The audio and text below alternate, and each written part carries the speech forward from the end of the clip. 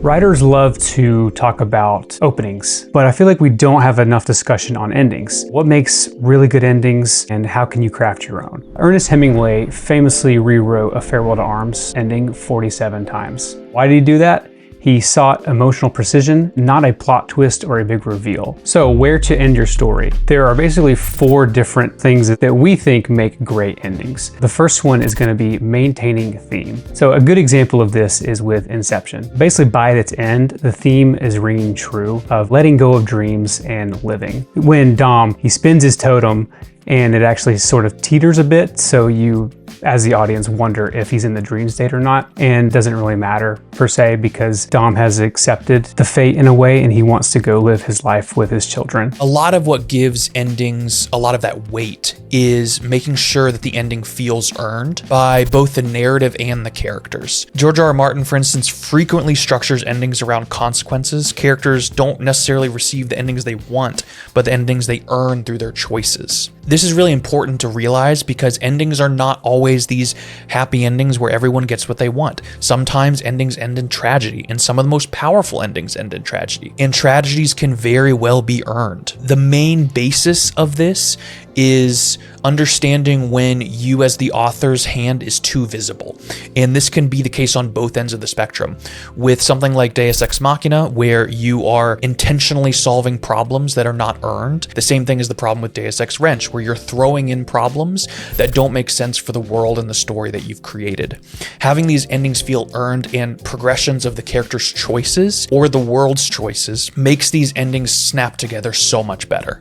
And in a broader sense, 1984 is a wonderful example. The world comes to this resolution by the narrative's end, not just the character. Essentially, evil wins, and Winston, our main character, is brainwashed into loving Big Brother. It's a very grim ending, but I feel like the ending is earned because it's teasing this throughout its narrative, and then it shocks you at the end with, oh, there is no big reveal, there is no hero comes out on top. Evil has just prevailed because they're so efficient, because they're so good at what they do, and let this be a warning. Another great ending would be the irreversible change or consequence to the world or character. A wonderful example is the Lord of the Rings with Frodo. He has lasting consequences after he destroys the ring successfully. So there's this theme of, I can't go back to the way I used to be.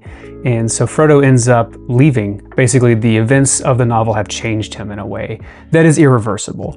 The same can be said for the world. Not only is the ring destroyed, but you have a sense of rebellion still in the world, seen with the chapter, The Scouring of the Shire. And so there's the sense that evil is still pervading in the world and that there's still consequences, even though the big evil, the ring, was destroyed. And this moves nicely into answering the dramatic question. It's almost impossible to talk about the endings of stories without talking a little bit about the beginnings. Every story in the beginning, whether it's intentional or not, asks some kind of question. And this is not necessarily a thematic question, it can just be a dramatic question. In most of the Indiana Jones films, it's something like, will he stop the Nazis from getting the Ark of the Covenant? And then you have something like The Prestige, where you are constantly asking, will these two men's obsession consume their lives and destroy them from the inside out? Then there's something simpler like romance stories, where the dramatic question is whether the two are going to get together or not. An ending needs to in some way answer this. That doesn't necessarily mean they need to get what the genre says that they need to get. There are amazing love stories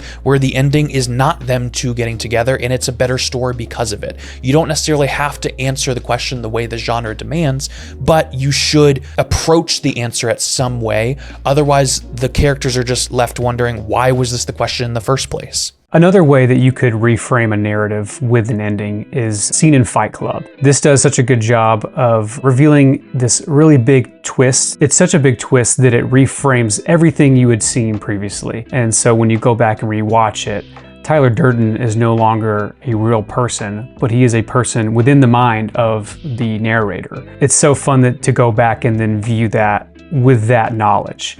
And so you can play with something like that and have essentially two different stories. So then when you rewatch it, it's almost like a completely different story. We have talked in previous videos about twists and how to do them correctly, but one of the things to really be careful about is having twists that make the entire story null and void, basically. One good example of this is the movie Knowing. It's this intense movie where they're following all these clues and trying to figure out what's going on, and then by the end, the aliens swoop in this weird Deus Ex Machina and save the kids and everyone dies. And that would have happened whether the story happened or not. If the movie had happened, the aliens still would have taken them. If the movie had not happened, the aliens would still take them. There's also lots of examples of this where the whole thing was a dream, or this whole thing was a simulation, none of it mattered. While those twists can be really interesting for a moment, that sinking feeling will inevitably happen where it's like, why was I here? Why was I reading this book? Why was I watching this movie? With The Matrix, it is a simulation, but what's interesting is it reveals this much earlier in the narrative, not an ending twist to then reframe. It actually has much more that it happens after it reveals this information, so that the narrative isn't just about the simulation. I mean, it's about it, but it's not about revealing the simulation. Now, for the people that really like outlines like I do, I'm going to talk a little bit about how endings can fit into your plot structure. Your climax happens, and then you have basically three choices for an ending at this point. The first one is you can end right at the peak of your climax. This is what most people call a cliffhanger ending. You are ramping your action and you're stopping right where things are about to change. These are really good for things that are going to have sequels. Across the Spider-Verse is a really good example of this, where it has a lot of ramping action, and then when everything turns on its head, boom, the movie's done. Another way to do this is ending right after your climax. This has all of the intensity of the main climax, all of the intensity of all of the conflict, but doesn't let your readers or your audience have that catharsis and have that breathing out moment. It's incredibly intense. They're great for open endings. They're great for endings where you're leaving your audience with a thematic question that they're going to mull over for a long time, and you're not necessarily giving them this closure that they've been craving throughout the story. The third choice that you can have your climax, you have falling action, resolution, and then you're ending there. These are more of a complete story. Ryan Coogler calls this a full and complete meal. This is what most stories that you're going to watch in modern day are about. They have this satisfaction, they have this catharsis, and then they end. Another way of saying that is the closed ending. Agatha Christie was really good at this. These are really good for plots that have intense questions that are almost directly asked to the audience, and promises that are made that you will get an answer to this question by the end of the story.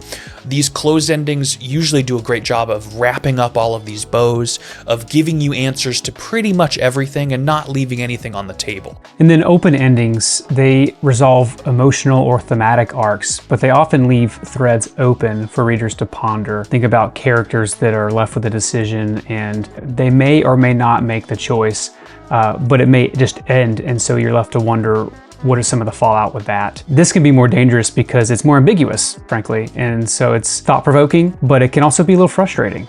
I recently watched The Mastermind. Its ending is really interesting because it goes out on a low note. It's very anticlimactic, but thematically it is very impactful because essentially the character has gone down this road and has experienced very little change, and he has made that very clear that he does not want to change. He's basically being a con artist and doing a poor job of it. And so the film actually rewards him for what he has been doing for the entire runtime. And so it seemed a little upsetting at first because you're like, oh, is that it?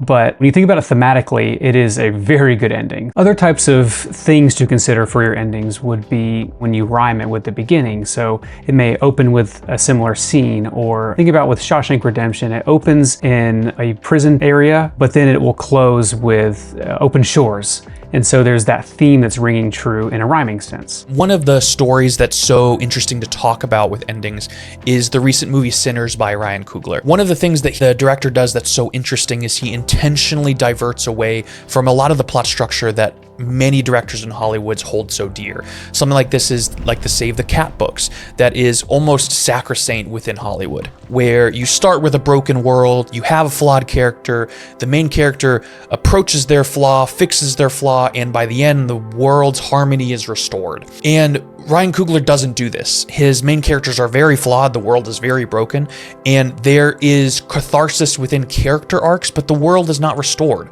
as is the case in the real world. One character's character arc does not fix the world. Another thing that's really interesting about this ending is they have a huge, massive climax when it comes to the vampires and when the main vampire dies. And then in most stories, there would be a falling action and a resolution to the story, but that's not what happens. There's almost another mini climax at the end resolving Smoke's character, and a lot of writing theory would tell you that this is wrong, that this is not the way that you should structure this story because it makes things messy. It makes this climax not the end all be all. It has this weird hump at the end, but it gives Smoke's character so much wrap up.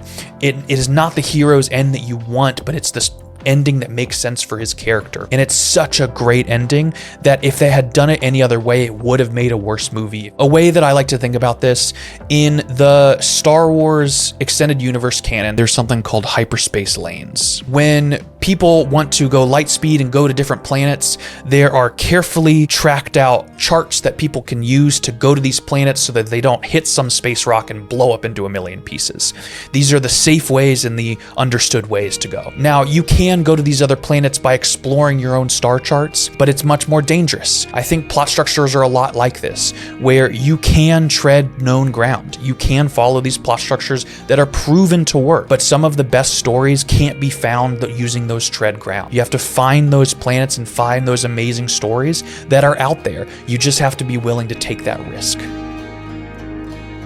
Beginnings are very important. That's what hooks the reader into actually engaging in your story and caring.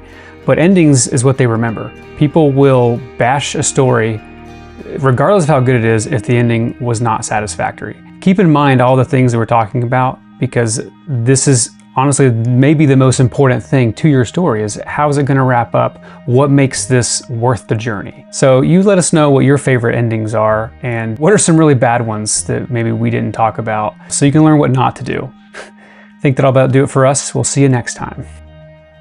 Hey guys, if you really like this video, check the one down below. You might like that one too. And if you really like what you see, click here to subscribe.